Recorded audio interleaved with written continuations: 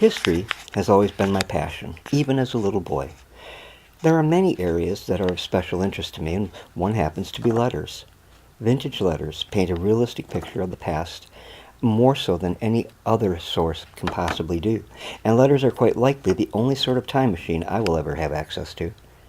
In this video, I want to present to you a letter from World War II, a fascinating account of a man named Emile Alliul, who was at the time of the letter's writing the chargeman of shipwrights at the Admiralty Dockyard at Alexandria, Egypt. The letter, dated April 7, 1941, has some interesting passages about the war, Nazis, Italians, and much more.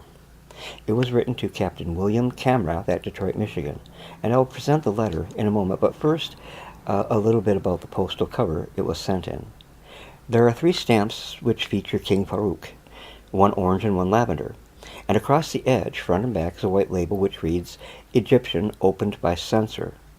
And next to the stamps is a 6-sided cancellation which reads in part, Postal Censor.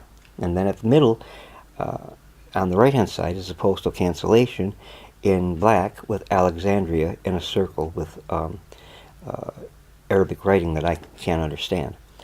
On the reverse is a small square purple hand stamp with E9832, which I believe identifies the censor. It is a fascinating cover, which has become a part of my Michigan collection due to the fact that it was, as stated earlier, sent to Dearborn, Michigan. So without any further delay, I will present to you that letter. 7 April 1941.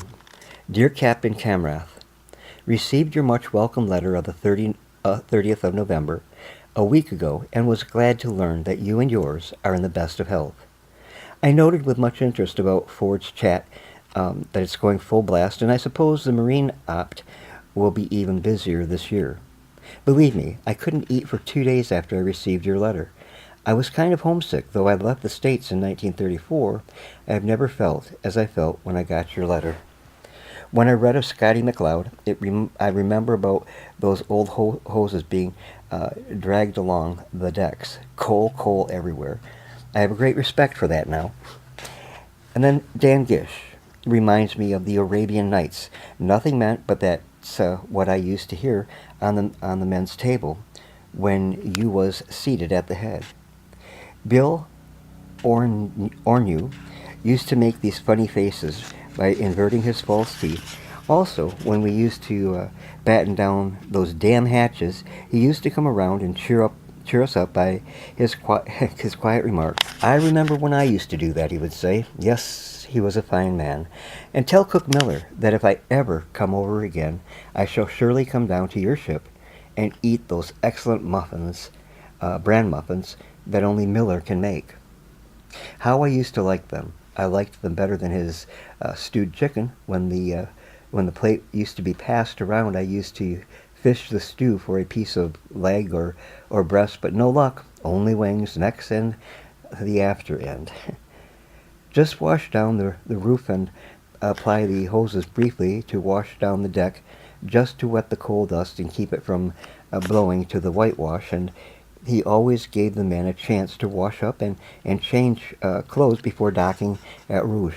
In other aspects, you had your own good points.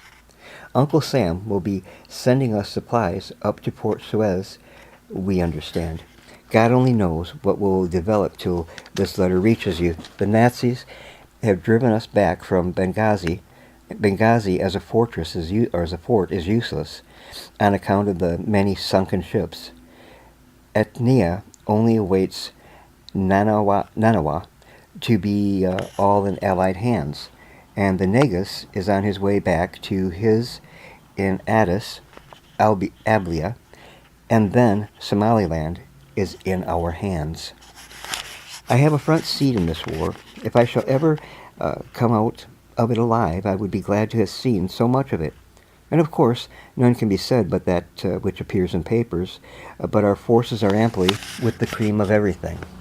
Believe me, there's a vast difference between our troops and the enemy by what we see of the prisoners and what they relate to us.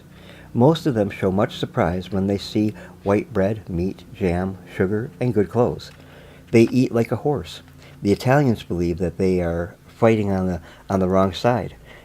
What you see and read in the papers is all true. I was told the Nazi pilots are doped before they get off, though only a few miles of Sicily, no Italian nor Nazi has attempted to land in Malta, and I wish they would make a try at it. They'd get the biggest surprise of their lives when only 12 miles out. Than what they would get at a closer range is yet quite another thing. They can smash Malta. They can smash Malta up, but never take the island. The people got shelters ranging from 20 to 40 feet underground, and that's why they seldom kill humans. The recent Battle of Cape Matapan has resulted in many enemy ships sunk. The survivors were seen by me while the British did not even sustain one casualty or damage.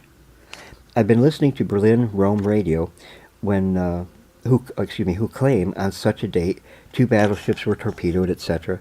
And I then laugh like hell because I would have just come off them where we keep them fit for any comers. We are very grateful for what you're doing to help out. Well, so much for today. Please remind me to the gang and be assured that I look forward for your letters. Hoping that you and yours are enjoying the best of everything. I am yours truly, Emil El Yul.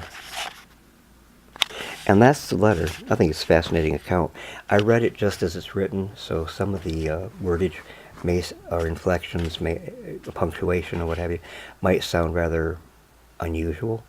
But that being said, the letter is a treasure, a time treasure from 1941 and World War II at